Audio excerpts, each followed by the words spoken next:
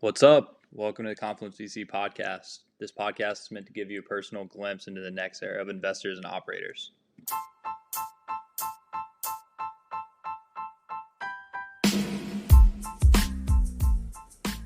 This week we had on Jake and Kai from Pallet. Pallet's building hiring infrastructure for communities and creators. We use it for our own job board. We love the product. Wanted to bring those guys on just to show them some love for helping us add some value to this community. In this talk, we cover the past, current, and future state of business recruiting, community-based marketing, and creating value through aggregation. Yo, everybody, welcome to the Confluence.VC podcast. Today, we're kicking off a very, very special episode because it is our inaugural startup-focused podcast. And it happens to be with an incredible company that has not only helped out our community, but has also made us some money. And we also want to put a ton of money into, Pallet. Y'all done seen it in our newsletters. How about I let our friends say what's up? Jake, Kai, what up? How's it going? Super excited to be on. Obviously, we've been pretty close with Confluence for a while now. So, happy to be talking with you guys face to face and to the community. Yeah, excited to be here. We were talking about how funny it is that we've been working together for like 5-6 months now at this point. This is the first time I'm seeing everybody face to face. So exciting day for us here as well, and pumped to get into it. For sure. How about y'all give us a little bit of background on yourselves, and then we can dive a little bit more into the company and how you all make an impact on the space. Yeah, so my name is Kai, one of the co-founders here and the CEO. Grew up in New York City with Jake, so we've met since high school. And yeah, in my free time, I like to watch sports. I like to play games, and I like to watch anime. But I don't really have too much free time these days, unfortunately. So that's me. Top 3 anime. Top 3 anime. I got to go Full Metal Alchemist, number 1. I have a Full Metal Alchemist tattoo on my back.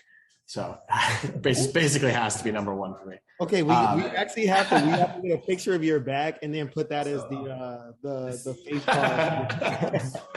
I'll send something over in the Slack. I'd say number 2 is Gurren Lagann. Big fan of that one. And then number 3 is just going to be One Piece. Thanks.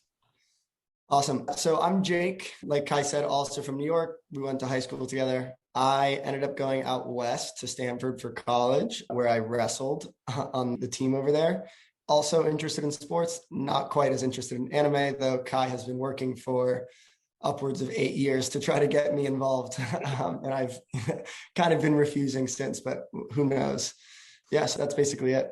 Yeah. And I can talk a little bit about, how we got to Pallet, from high school friends to starting up Pallet, which a pretty interesting story. I have this interesting thing where, outside of our regular friendship, we'd been talking since we were kind of sophomores in high school about starting a company together. This Pallet is actually our second go around at it. Our first one was called Mint, I believe. And that was like freshman year of college when we tried to make it like a loan app for younger kind of people. .com, everybody. Yeah, right. Yeah, sure. Robinhood. Yeah, exactly. We were this close to being Robinhood, but we were a little bit young and naive and kind of lost steam as we went on our college ways. But we'd always do stuff kind of thinking about what we could start up, and our first kind of introduction to the job space, every winter we'd actually share like what internships we were applying to. He was out in London, I was in San Francisco, but we both wanted to kind of reunite in New York and see if we could find an internship together. But ultimately, while over at Oxford, Kai had this idea, right? Like, why aren't there like curated playlists of jobs, right? He was looking for VC in New York. I was looking for a mid-tier tech startup also in New York, but we found it really difficult to just find a coherent list of all of the opportunities in that space in the location we were looking for. And so that's what sparked the initial Pallet idea, which was at the time Cardea. I'll let Kai dive into a little bit more about what that was about and how it transitioned into what Pallet is now. Yeah, wait, can you do a quick, like, what is Pallet? Yeah. So Pallet is, I think at a base level, is like a infrastructure tool for communities to spin up their own recruiting org. The idea here really is around the fact that with a recent explosive growth in online communities specifically, what you end up having is a lot of these different pockets of space or like centers of gravity with anywhere from 500 to 50,000 professionals of some sort engaged for one reason or another, right? It could be like they're all reading a newsletter, or they're all in a Slack community, or they're all taking the same course together. And what these community builders have effectively done is 85% of the hard work of building a recruiting business, right? They have engagement from professionals across their career lifecycle. And that's like the hardest part about recruiting. And so what Pallet does is we go and provide the infrastructure and the tooling for communities to take that attention and spin up like a recruiting layer on top of the community, right? Hey, I've got 1,000 people in my Slack community. They're all product managers. Probably at any given moment, there's at least a good amount of people looking for a job, and there's potentially even a good amount of people looking to hire. And so we provide the infrastructure that lets those connections happen, whether that's a job board, whether that's a talent collective, which we'll be talking about later on in the podcast. You can think of us as this sort of full stack recruiting business in a box. Beautiful. But we didn't start that way, right? The way that we started was, as kind of Jake was saying, was like, hey, what if we built a super curated platform for job searching that consumers could tap into? Right. Hey, I want to look for a job. I could go on Cardea, was the name at the time, and I could see like all the jobs that are, product management jobs at top tier venture-backed startups. The idea here was we'd sort of modularize all of these different playlists and eventually let people build playlists on top of us, right? So kind of like, hey, cool, we got 1 million users that are all looking at these different curated playlists of jobs. You have access to good job flow / can make connections. You can launch a playlist on Cardea. But what we ended up finding was that it's very hard to scale a consumer job platform. It's very hard to scale an aggregation kind of like, hey, here's all the jobs. And so we said, the goal of this thing at the end of the day is to build this kind of infrastructure ecosystem. Let's just put the horse in front of the cart and go right after the people that could potentially build these recruiting products and build these recruiting orgs instead. So that's how Cardea turned into Pallet. Love it. Tell us why the existing recruiting market or recruiting solutions don't work.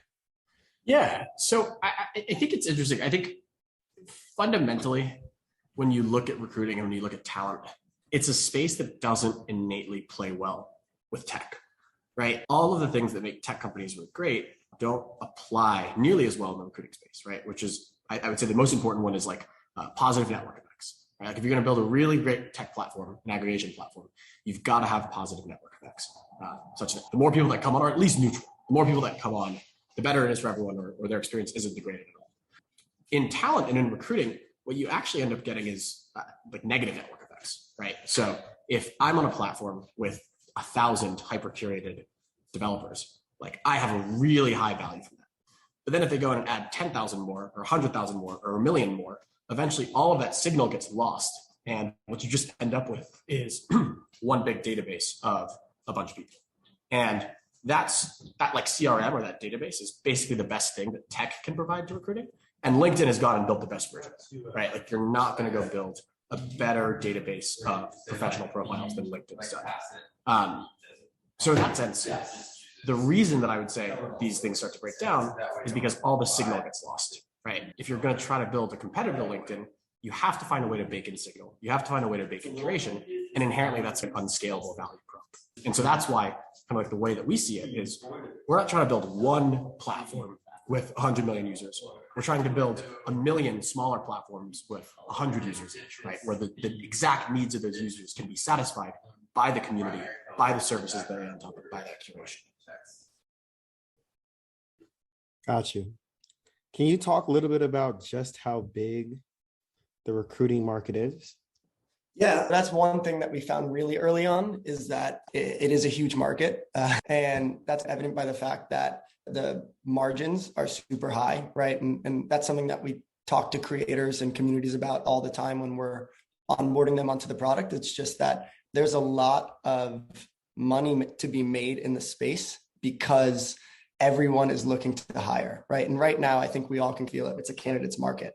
And so we're seeing how large the space is, but really one thing that we say internally, and we talk about a lot actually, is that even though the space is huge and that it's perceived to be so big, our kind of contradictory argument is that it should be bigger. That even though recruiting is, deemed to be pretty saturated right now, problems up and down the funnel, we think it should be bigger. And like Kai was talking about, we're trying to build a new class of recruiters, each in their own kind of individual respective niche, not trying to build just like another one size fits all aggregated platform, but rather this distributed network, and trying to approach these communities and creators who don't see themselves as recruiting orgs, but should be, and basically argue to them that they should have a Pallet and act as the recruiting org that they've, done so hard or done so much work to put themselves in a position to be. Kind of related to that, I was thinking about this is like going off script. It's not in the questions we sent over, but what's been the toughest part of finding some of these organizations and communities that don't live online as much as, for example, our community? Like everybody's always online. The other ones that might have a very different persona. So I think we actually probably deal with a tougher problem, which is like everywhere that we look, we see potential opportunities to spin up a recruiting product. And it's just a matter of being able to stay focused. And so obviously that online angle is what we really want to be focusing on, just because the distribution is easiest, especially given COVID, especially given all that type of stuff, right?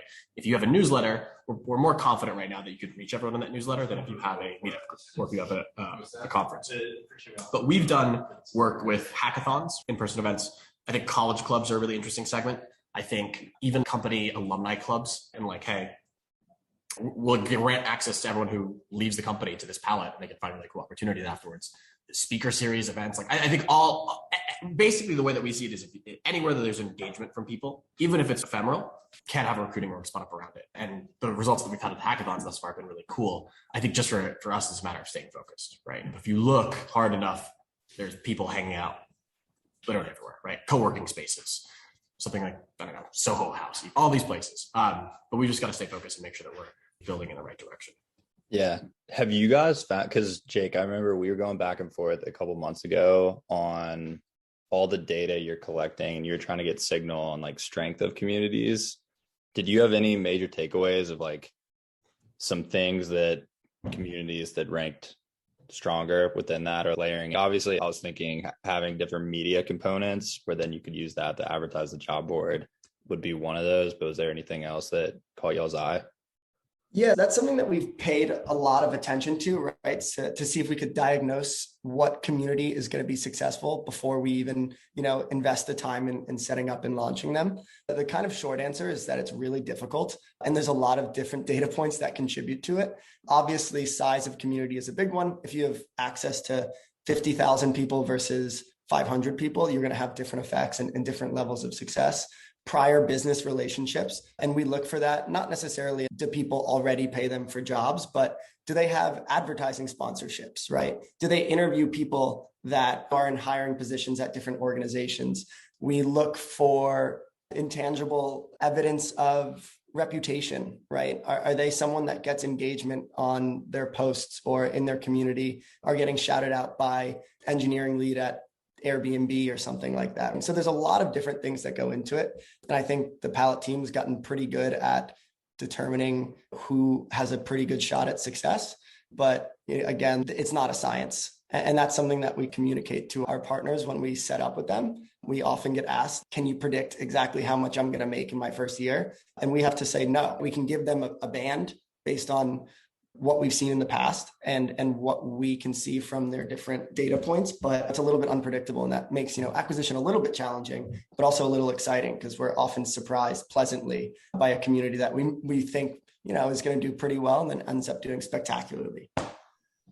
Yeah, I think it's probably also different for the job board, which is our first product, and the talent collective, which is obviously coming up soon. I guess for some further context, right, the idea of the job board is, if I'm a business and I want to post a job to the whole community, I could do that through the job board. If I'm a business, right? So that's the job board side of it. We found with the job board that generally speaking, text-based channels are easiest to do. And text-based channels where you can predict average level of viewership. And so in that sense, like a newsletter with 10,000 people might be stronger than a Twitter account with 50,000 people. But a Twitter account with 50,000 people might be stronger than a TikTok account with 1 million people, because you have that sort of like, hey, here's a new job that's coming out that you could apply to. And the percentage of content published by that community relative to how many people in the community are going to see it changes depending on the channel that's around.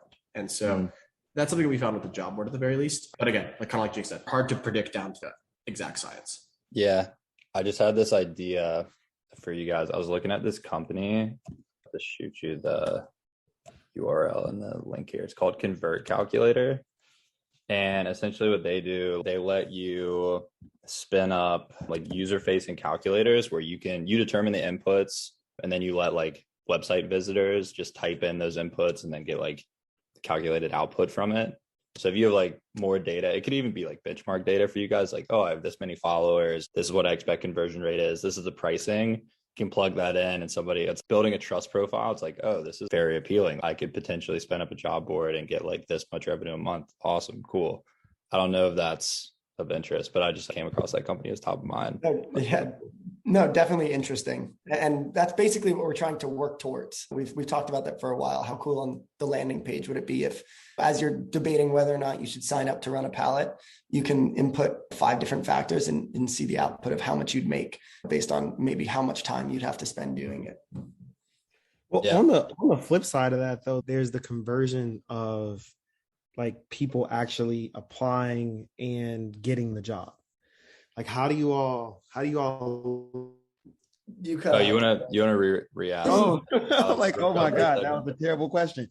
Okay, so I was telling them before, my connection's kind of crappy today, but effectively, so there's one side of like, how well will your community convert in regards to applying? But there's an entirely different piece, which is how well will your community convert in terms of getting the jobs, right? Because people who are posting these jobs are paying for this, and they need to get good candidates. So for you all in choosing the communities and understanding the value of a community, at the end of the day, it's based on whether or not their community has really good candidates. Yeah. So this is interesting. I guess maybe we could reorder some of the question stuff, but I think this leans really perfectly into talent collectives, right? Which is our second sort of marquee product. It's what we consider to be like the bottom of the funnel of the Pallet as a whole, where you could think about the job board as being this kind of public facing resource. Like, I'm curating roles for my audience. And then the talent collective is basically the flip side of that, right? I'm curating members of my community and presenting them directly to hiring businesses. And so kind of like you were saying, the ultimate metric for a business's success when engaging with the community's Pallet is how many quality candidates or how many quality people they end up seeing. And one of the things that we started to notice was with the job board, it was very much a volume game, right? Where if you've got 150,000 people in your network, you could reasonably guarantee that an average job gets 10, 15, 20 applicants. If you have a community of 1,000 super high quality people, a job board with 50 roles can't really support that level of volume on average. And that's why we're really excited about talent collectives, right? Which is the idea that, hey, we've got an 1,000-person community. Of the 50 people are currently open to work. They're all great. And we're just going to literally take those 50 people, kind of comment about them, add some context into how awesome they are, and immediately showcase those people to businesses that we also approve of. And as a business with a talent collective, your first engagement on Pallet is seeing people that are ready to interview or at least ready to have a chat right away. And so that's why we're really excited about that, because we think it really unlocks the longer tail of communities where you're looking at, hey, this is not a whales game anymore, right? This idea that like you could be successful in the product with 500 or 1,000 people in your community. And if you just place one person a month, one person from your community gets a job every month as a result of your Pallet, and you're charging like 10% of first year salary, you're making 120 grand a year. So that's why we're really excited about that. And exactly like you said, right? The number one metric for us, more important than anything else, is hires made, right? Like, how do we know that we're doing a good job? People are getting jobs. So this is what, in my mind, when you all talked about this feature for the first time, I was like, oh, this is how they actually beat recruiting firms. Because that's what a recruiting firm is actually doing. They're staying on top of it. Every person who's in our community, unless they like got their job on Twitter or through like their cousin or something like that, went through the recruiter process. And those recruiters talk to you every 6 months. Hey, how's everything going at your firm? Looking for new things? You want to look at this thing, that thing, the other.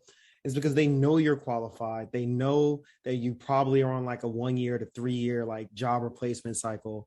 And once you start getting these pieces that you are talking about now, you get that at the exact same scale, if not considerably greater, way lower cost for staffing. Yep. And that's gorgeous. It's right. It's basically making the argument that like Clay and Tyler, like you guys are recruiters effectively, even though your primary purpose is delivering content, engaging your community, you're doing the exact same thing that recruiters get paid an annual salary to do. The talent, vet, recommend, and push them out to businesses. That's effectively like our whole strategy in a little, one-liner. And it's a much better experience for you guys and for the community, right? Like you're not shilling stuff. You're engaging them with natural content that you're doing. You're naturally building community. And as a second order effect, you now have this wonderful opportunity to connect people to life-changing jobs. One of the things that I always like to say is like the greatest recruiting business ever is Harvard University. And they're not a recruiting business at all. That's kind of how we think about the development of these different communities moving forward. I would say Penn State, but fair. I did not go to Penn State. I just say that because of their volume of alumni. But I didn't go to Harvard, so I picked a neutral battleground. It's so funny though, because when me and Clay, before we met you all, we were going to recruiting firms, figuring out ways to monetize our community. And we're like, hey, you guys should pay us to give you candidates or get you firms to work with you all. And they're like, we already got that, blah, blah, blah.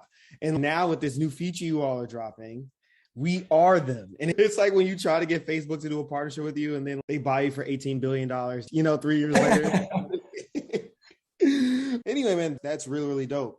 Clay, in the questions area here, made a note that I didn't add, which is on aggregation. When I go to Pallet, I can't see every job that's listed on Pallet. How do you all think about a world in which you aggregate everything from users to like jobs, and then one day I can just search based on my fit and all this other stuff? Is there like a V20 2026 or something like that? Dude, Jake and I have been going back and forth on this for months. We talk about this one a lot. Yeah, like, you gotta help me find my mom a new job. She wants to. So honestly, I think no. I think at the very least in the traditional sense of aggregation, where it's like, hey, any user can find any community and any job on Pallet. What we really worry about there is eliminating the same signal that some of these communities have built up on their own. If it's as easy to apply to a community's jobs and join a community's Pallet as just typing in VC, we don't want to necessarily like flood all these communities with sort of like artificial supply. Number one, I think it's really helpful when you can keep these things curated and tight. And number two, what that effectively does is makes us the bottleneck for the growth of the ecosystem. If we cannot deliver a product that reliably activates the natural community and the natural network within that community, then all of a sudden the communities that we can onboard are constrained by how many users and how many types of users that we can get onto the big sort of Pallet aggregation site. So maybe in that world, product management community in the Czech Republic is not a good fit for our platform. So goal number one for us is to say, hey, the product is good enough such that just with your own community and your own network, you can get this thing running on a consistent flywheel and generating consistent results. The only place that probably we will look at aggregation is likely whenever we start to cross the proverbial enterprise chasm, and we're talking to an enterprise recruiting manager at Datadog who needs to have 1,000 SDRs in their pipeline in Q4, right? Like their quota. They probably don't care as much about the specific community and the specific curation and specific recommendation. And so we'd probably give those people aggregation tools by community as opposed to just bundling up the candidates up. What's really interesting though is I don't actually think you need to aggregate. When I hear your perspective on this, what you could do is just say, hey, Datadog, here are 50 communities with an aggregate of X amount of potential users that can work with you, and you just ask them to apply to be a partner or like to post jobs in the community. Same with the aggregation function.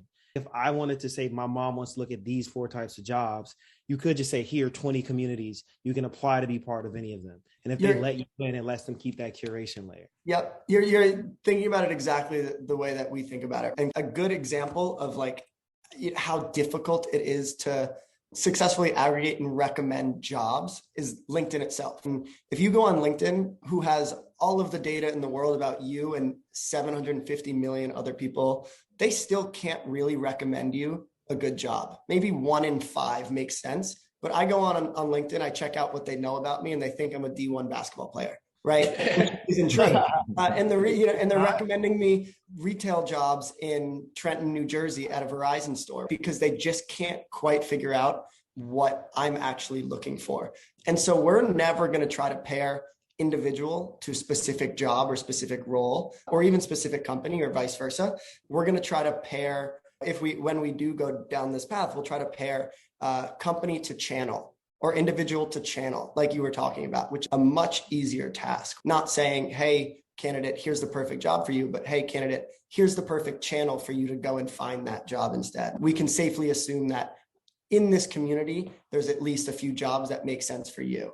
And so that's more of how we look at the problem. And then that kind of question of aggregation. That's how we were thinking about it too. Like when I was shooting you texts about this the other month, like we're pretty aware that like our board is catered to venture roles, but then the people within our community, they obviously have portfolio founders that are trying to hire for all these different roles. So we wanted to create a place for them to have recommended job boards for those different functions. And we just wanted to have like one or two for each role. It's like, all right, don't need to post this on Confluence's board because it's not going to necessarily solve the pain point, but Hallie's board, like other boards, that would be great. I should just focus my efforts there. But it sounds like you guys are thinking about it the same way. Yeah.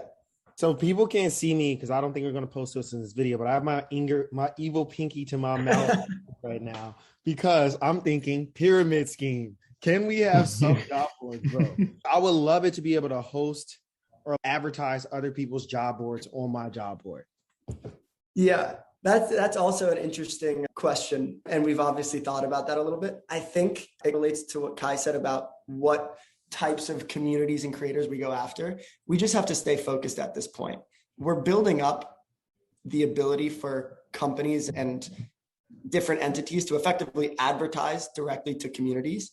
And we probably could build in ways for products, say, to post to your job board and advertise directly to your community or different services. And we've actually been asked a few times, but I think it's a matter of staying focused, solving one problem at a time. And right now that problem is recruiting full-time roles, part-time roles. And then as soon as we have our feet underneath us there, we can start to think about what other kind of, advertisements can be posted to a single board, whether it be other pallets, whether it be traditional boutique recruiters, whether it be Salesforce trying to sell their newest package to some sort of sales and BD community or pallet board. That's what I think on that matter.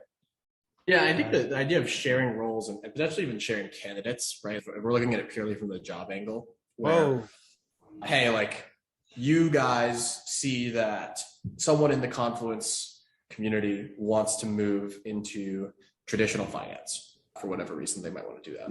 You could potentially refer that person to another community on Pallet and say, hey, we know that Jennifer is really great. She was in VC for a little bit. She wants to move back into traditional finance, maybe some sort of traditional finance type of Pallet. You share that candidate and then they get placed and you guys can earn as a result of that sort of sharing.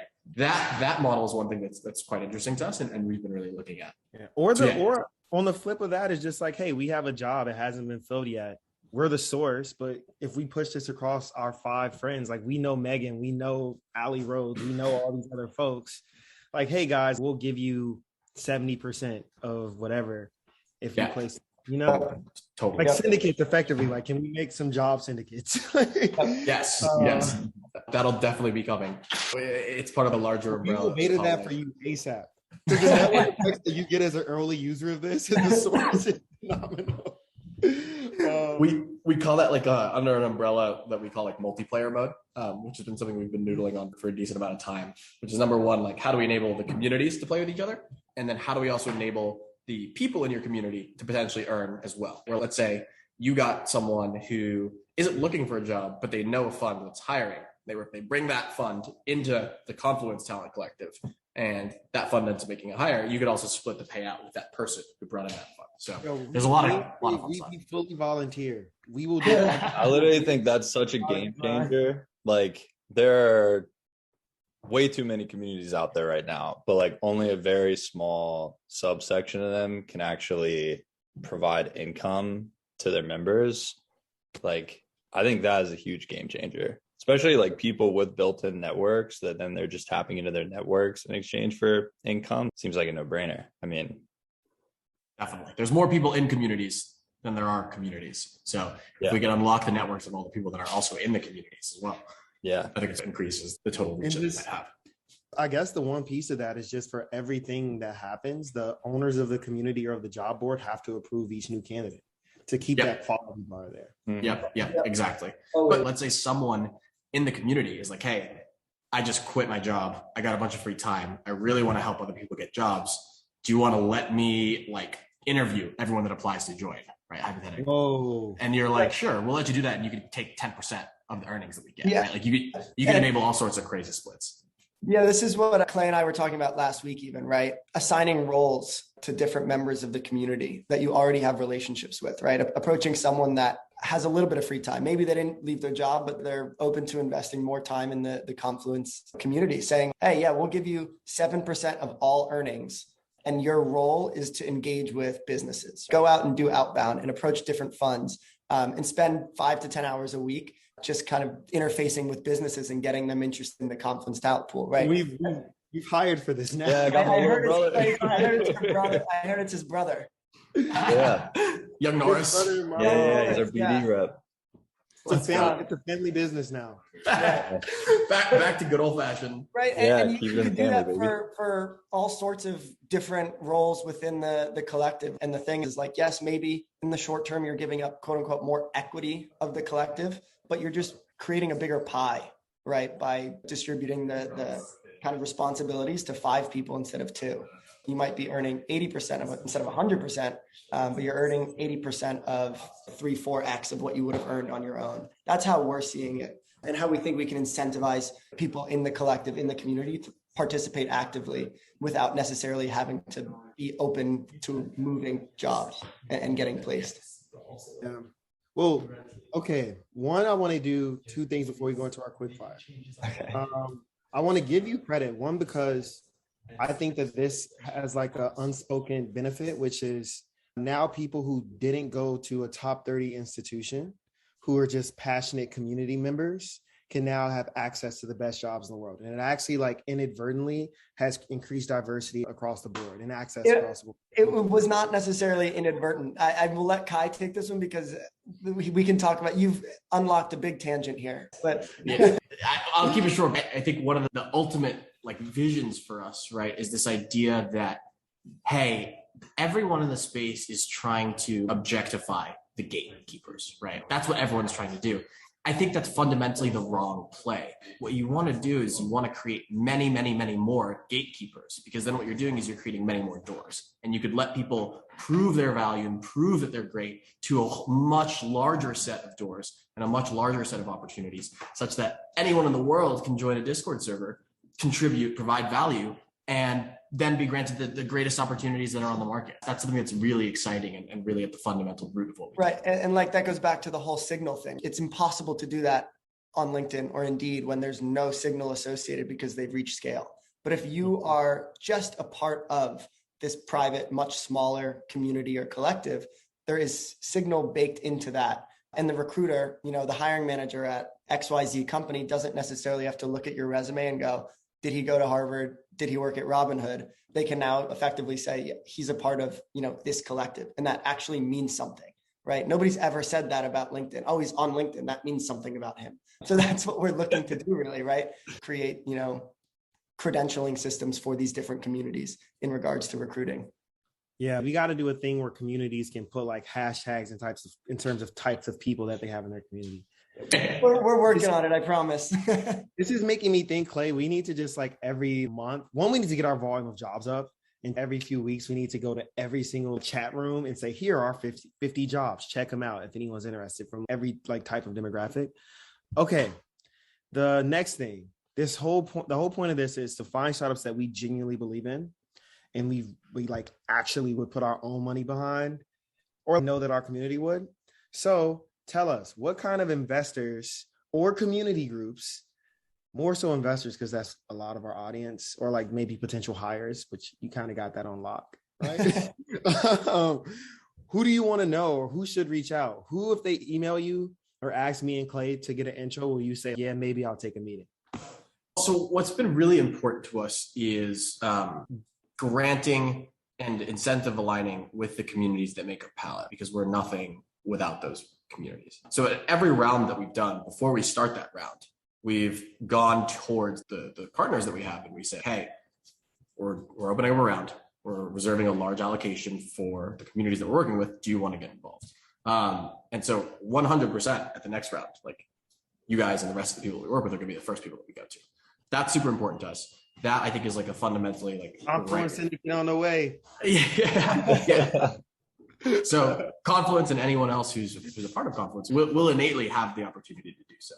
I think when we look at the traditional funds, right? Because hey, if we want to go raise 15 million bucks, like some of that's going to have to be carried by slightly bigger institutions. We really look at it in terms of like, number one, I think Jake was talking about this, right? You got three sort of categories of funds. You got like actively helpful, neutral, and actively unhelpful. I don't think many people try to be actively unhelpful. It's just a result of the dynamics of things.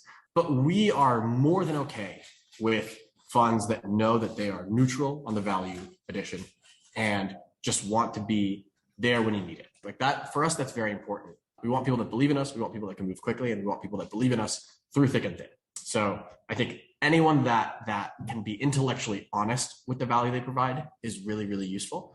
And generally speaking, if I'm chatting to an investor and they talk about how all the strategic help that they can provide, I tend to look at it skeptically, because how could you know more about the things that we're doing than we do? And so if that's going to be the number one thing that you're hitting on, hey, I'm not sure if that's I need some sort of way that could be proven out. I even want to give a shout out to Meta Agarwal at Redpoint, who's not an investor, but has been chatting with us. And there's no sort of, we're not raising right now, so there's no sort of investment there. But after we got off the call, she has sent us a bunch of really cool resources that we could use right away. Hey, there's 15 candidates that she knows about right now that would be potentially willing to take a chat, and we could take an introduction with. So I think the proving of the value is always really helpful. In a sea of unlimited capital, that type of dedication is really helpful. So I guess in summation, in order, number one, we want to work with the communities that we work with. That's most important to us. Number two, people that provide value and prove it in a very concrete way. And then number three, people that are just saying, hey, we're neutral, we're going to get out of your way, and we're going to give you cash. Those three things, I think, probably in that order, make a big difference to us. Do you want people to start reaching out now, or give you 3 months, or what's the? You're our first startup. We're about to put this in front of a ton of funds. You got to give instructions. As of right now, we're not raising. I know that's the kind of classic cliche. 8 to 12 months probably is what we're saying right now. I don't think more capital solves the problems that we have and the challenges that we have to overcome in the next few months. Once we feel like capital is the reason that we can meaningfully impact the business, then we'll be ready to raise at that point. For now, we've got a wonderful team. We're working on a wonderful product. An extra $10 million doesn't really change the things that we have to do in the next 6 months. Fair. Very, very fair. Okay, beautiful. Any questions for us before we go into the quick fire? with the pre-warning on this one. That's the whole point. It gotta come from the heart. If not, it's cool. You know us well, so what do you want to know? That's the thing is anytime I have a question, I just hit you guys up anyway. Yeah, exactly. Here's an interesting one, and it might kind of lean recruiting wise a little bit, but your community is incredibly talented. It's Confluence.VC. Obviously, the main focus is venture capital. How do you straddle kind of the relationship or the difference between VC and just being a kick-ass operator? Because looking at the people that have applied to jobs on your platform, in your Slack group, some people in your collective, right? You have some really, really quality people that would be amazing operators at younger startups. And so I know that Claire and I have talked about this a little bit, but are there people that are looking to make the change to be an operator at a startup? Is it almost exclusively people that are looking to stay in VC? And how do you think about that in the context of your community? So I feel like I talk to members, I talk to at least 4 or 5 a week. I'd say that at least half, if not more of those, are looking to switch it up and get some operating experience. Because like a lot of these people are young, like majority of our audience is analyst associate level. I think once you reach the 1 to 2 year mark, you start realizing like, all right, this is a BDR role. Like you are just doing a lot of outreach, like you're doing evaluating startups, but you're not really understanding like what makes companies tick as much as you would just like working on one by yourself or like joining one that's high growth. So I have a couple of people that we've actually spoken to on the podcast who like are they're like vetted within a vetted community. It's like people that we have conviction in, have it penciled. I need to reach out to them in 6 months and see what their plans are because I want to bet on them and I want to back their next business. But yeah, I think a lot of people within venture are starting to realize you can do a lot more on the operating side. A lot of these roles aren't analyst to partner roles as much as they're portrayed when you're joining. So I think all those factors are influencing people making the transition over. Yeah. And as someone that obviously spends a lot of time in the recruiting space and specifically startup recruiting, a lot of those people can have really cool roles at really interesting startups. Yeah. Startup world is so much more fun. It's so much more fun. It's literally so much better. I was under transition, this by the way. illusion before. They're like, oh, venture's sick. I just want to stay in this forever. And then I like, know. I have so much more fun being an operator. I mean, I still invest. I still invest for the Lauder family, but like, I love building companies. Yeah. And just looking at your collective, 15 to 20 of those candidates, those people can be placed at a startup in a month if they wanted to do that, right? It's just whether or not they want to take the introductory call to a startup and not a VC. So I would say this in two ways. One way is we're going to start having more startup roles on our job board. Two, we're going to start having more startup podcasts and start having elite operators who must apply and then get in, et cetera. Part of our thing too. Anyone can join the newsletter. And then what I've been thinking about that I have to pitch Clay on is like co-founding companies with VCs. And there is a world in which I'm putting this out in the world now, and Clay can look weird about it, but we're going to talk about it soon.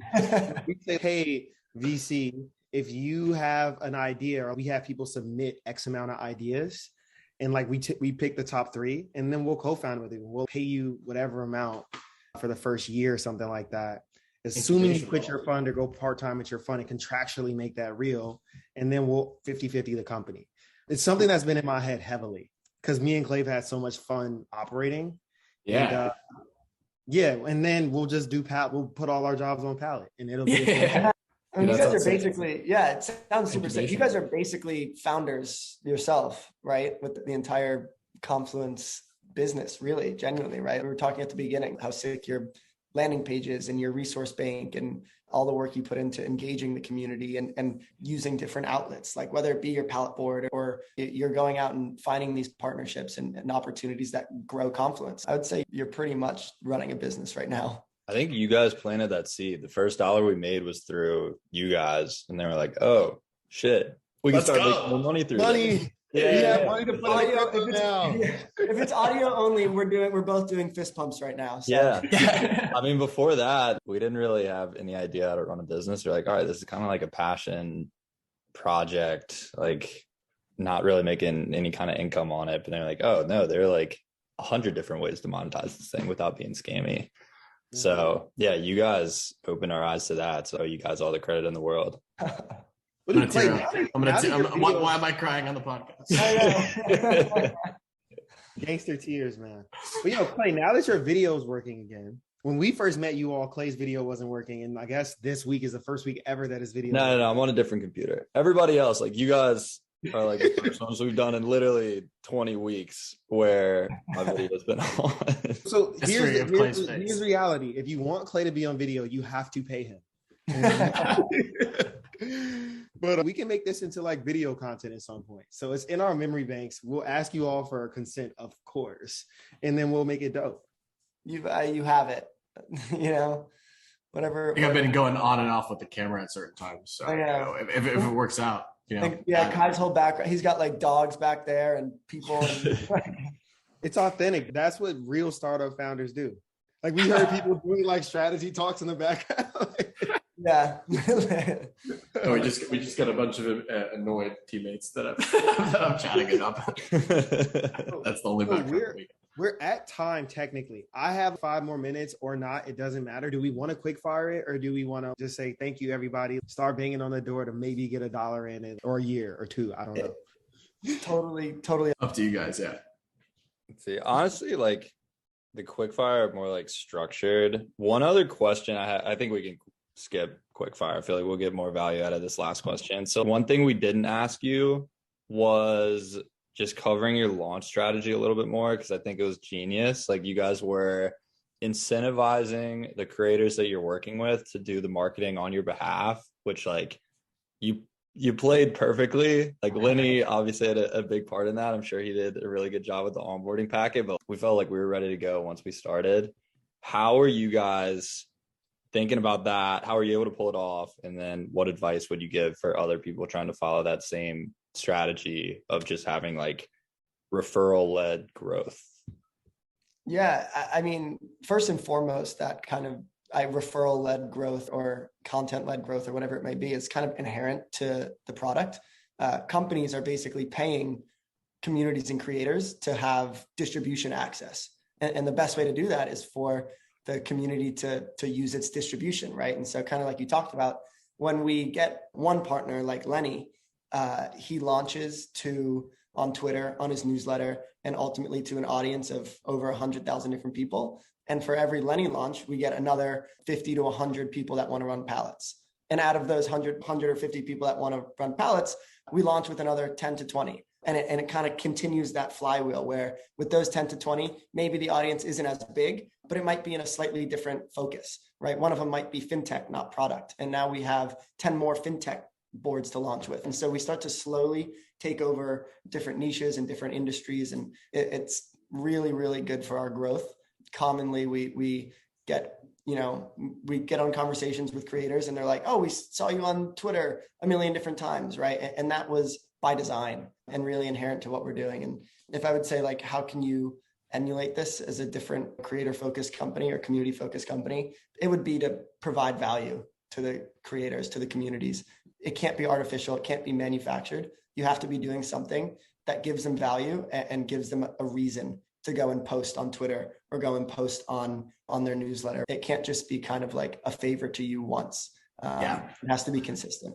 And it's okay to be rigorous about that, right? If you're building a tool for communities to manage their finances or doing their accounting stuff, you're not going to have the same growth strategy of like massive Twitter launches, right? If you invest a lot of resources into getting creators and communities to share your accounting tool, no matter how much you really invest, it's not going to be natural, right? Like that's not going to be something that is a natural effect of the product, which is not to say that accounting management for creators and communities is a bad product. It's a great product, but the growth loop has got to be different there, right? It's got to be like, cool, we're going to do targeted marketing or whatever it might be. I would say if you want to leverage Twitter and leverage that sort of aligned type of marketing, it's just got to come from the actual product itself. It's got to be a natural sort of effect. Otherwise, it's going to be tough to hack. You're on mute. You're on mute. Dumbass. Yeah, I think the onboarding packet you guys sent over was like perfect. It literally gave like a checklist. It's like, do this, then on launch day, do these 3 things. It's like, all right, sweet. I don't have to think through this at all. This is awesome. So yeah, right. It was like geniusly manufactured. And maybe that's the last thing that we'll leave you all with is we do not see ourselves, nor do we call ourselves a software company. We call ourselves a services company. And we believe that every bit. We're asking you and Lenny and Sahil and all of our partners to run a marketplace effectively with job seekers on one side and companies on the other. And that's challenging to do, right? Like you've seen many Andrew Chen article written about how to run a marketplace or whatnot. And we think it's essential to be able to provide that service, provide that advice, provide the strategy for the partners and communities so that they can get the most out of Pallet. And someone who speaks with a lot of different communities as they're thinking about running a Pallet, often their biggest question is about the lift and the work. Like maybe they've tried it in the past and they could not keep a certain threshold of jobs on the board to the point where it was valuable for the community. And so we basically take that burden on our shoulders and say, listen, you're responsible for distribution and for curation, and the rest of it we'll take care of, whether it's customer service with businesses, whether it's making sure that you have really cool roles on your board, whether it's making sure that what you're doing, what your prices should be set at, all of those different things we have a ton of experience with and believe it's our responsibility, right? Just to allow you to do the parts that are actually only for you and important in the process of running a marketplace or a job board.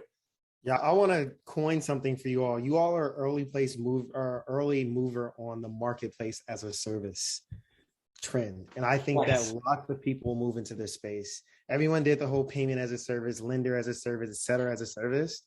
You all are like recruiter as a service, marketplace as a service. And I'm looking for companies that are doing what you do. And I'll also incorporate some of your strategies. Last piece is your rollout was dope. Great. I'll give you like kudos. I don't mean to down that. But you know why you work? It's because you make people real money. Yeah. It's like really simple. Cool. Yeah, that's got to be the number one thing at the end of the day, right? Like, Money talks. Yeah, I'm not gonna be like, I'm like, oh, they can make me $100K a year. Money talks. That's the bottom line. Yeah. But cool. No more questions. Other than who do you want to see on this podcast? I think who you guys should definitely take a. I don't know if you've met him yet. A buddy of mine's this guy, David Brillenberg. He's like 22, 23 years old. Does not have a big Twitter brand, but he's managing like I want to say $30 or $45 million gaming fund right now. Like he's deploying checks. He's deploying checks that, like single checks that are bigger than some of the funds that I've seen that get a lot of clout and hype on Twitter. And he's an awful brand builder. David, if you're hearing this, you got to level up your game. But he's a great guy and doing some really, really cool stuff. So that would be.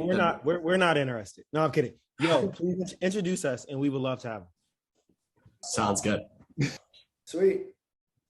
Cool. Sweet. Thank you all so much. Awesome. Yeah, and Clay, we'll chat tomorrow. Yeah. Gonna have more to cover. All right. Hey guys, thanks for having us. Yeah, thank you.